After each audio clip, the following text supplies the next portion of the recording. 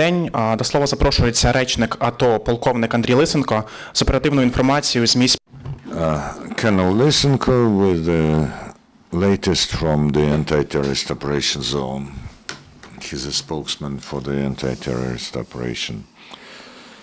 Good afternoon, dear colleagues. The situation in the east of Ukraine is gradually stabilizing. Over the last 24 hours, we have not detected the effects of using the armored vehicles or artillery of the enemy. At the same moment, the armed provocations of militants continue along the entire demarcation line, except for the eastern part of Luhansk region.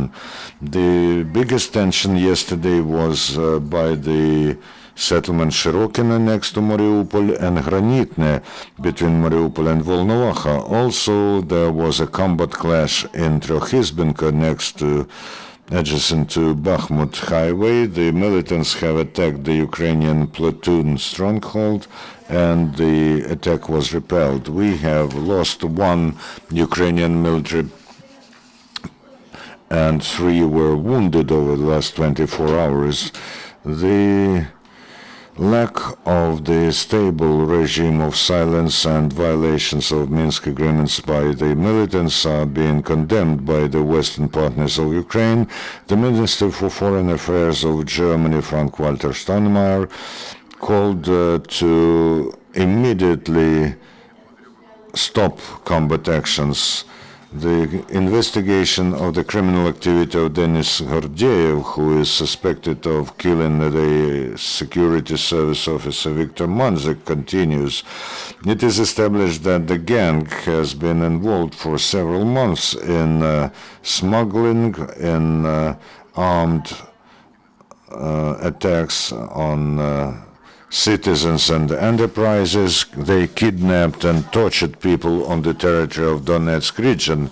At the moment, 11 persons were detained and huge illegal arsenals were confiscated.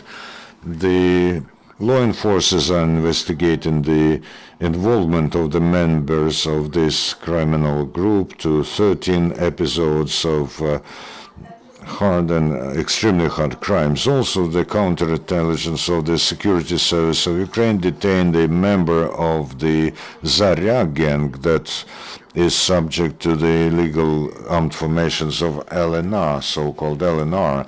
He took part in attacks against the road checkpoints of Ukrainian military in Luhansk region. Yesterday, the graduation took place at the National Academy of National Guards of Ukraine. After the ceremonious part, the graduates moved to their further places of service.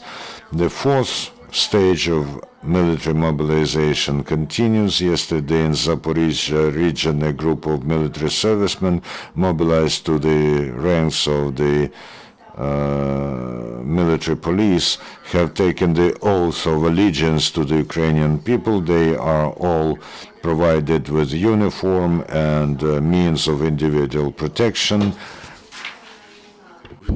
Mobilized military men demonstrated a high level of training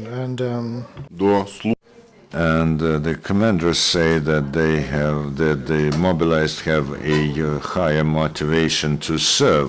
In Vinnytsia, on the basis of the training center of the local department of Ministry for Interior, the policemen have started to train soldiers and officers of the reserve.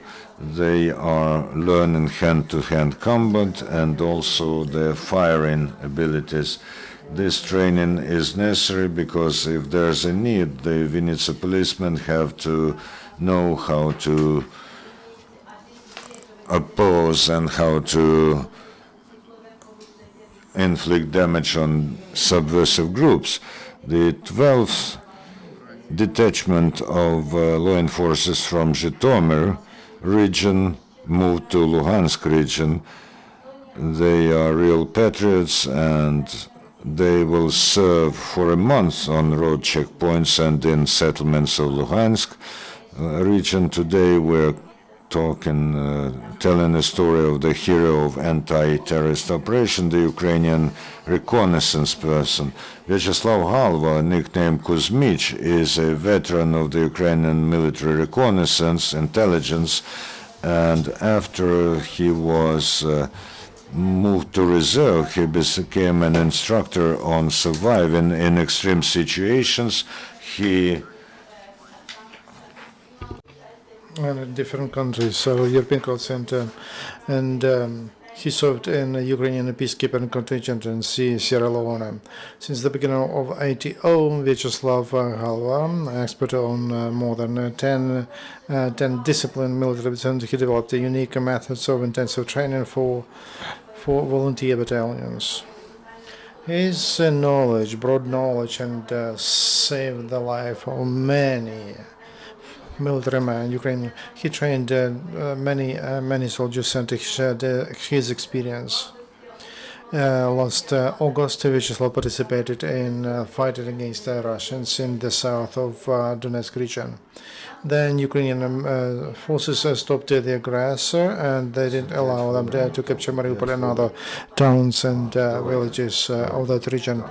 In August, because of the shelling of Russian terrorist attacks, life of the famous Ukrainian militaryman stopped.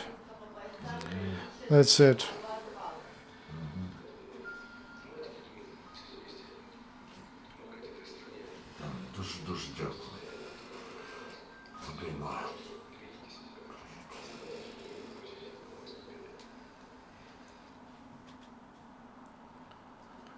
These are the last words of our intelligence officer. Your questions, please.